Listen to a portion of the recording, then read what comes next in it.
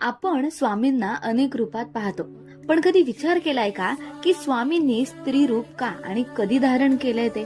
तर त्याची गोष्ट अशी, एकदा श्री स्वामी समर्थ श्रीपाद भट 100 सेवकांसह एका गावाच्या रानातून जात होते. ती वेळ होती संध्याकाळची. दिवसभर रानातून चालून सर्वच जण दमलेले आणि भुकेने सगळेच व्याकुळ झालेले.